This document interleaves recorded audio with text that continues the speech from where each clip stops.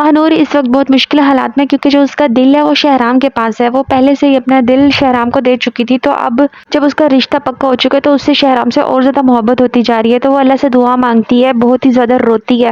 مہنور کا منگیتر اسے بتاتا ہے کہ میں نے جب آپ کو پہلی مرتبہ دیکھا آپ اس قدر بچوں کو لگن سے پڑھا رہی تھی، مجھے آپ تبھی بہت اچھی لگ گئی تھی. لیکن مہنور کا دل تو شہرام میں کھویا ہوا ہے، اسی کی یادوں میں گرفتار ہے اس کا دل.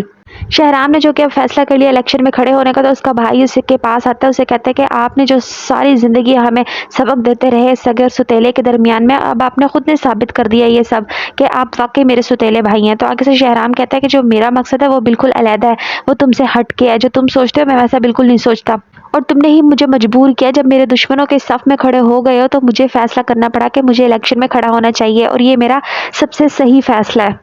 دوسری طرف مہنور کے منگیتر کو پتہ چل گیا کہ مہنور خوش نہیں ہے اپنے رشتے سے، وہ شہرام سے محبت کرتی ہے. تو مہنور فوراً سے چلی جاتی ہے شہرام کے پاس. اسے کہتی ہے کہ ایک طرف آپ اپنی مجھے مبارکباد دے رہے ہوتے ہیں شادی کی، دوسری طرف آپ تیمور کو پتہ نہیں کیا کیا باتیں بتا رہے ہوتے ہیں. تو مجھے آپ کی یہ بات بالکل سمجھ نہیں آ رہی. تو آگے سے شہرام اسے سمجھاتا ہے، کہتا ہے اگر مجھے ایسی باتیں کرنی ہوتی جب آپ کا رشتہ طے ہو چکا تھا میں تبھی کر سکتا تھا، لیکن میں نے ایسی کوئی بات نہیں کی، کیونکہ مجھے آپ کی محبت کی قدر ہے، آپ کی عزت کی سب سے زیادہ مجھے قدر ہے.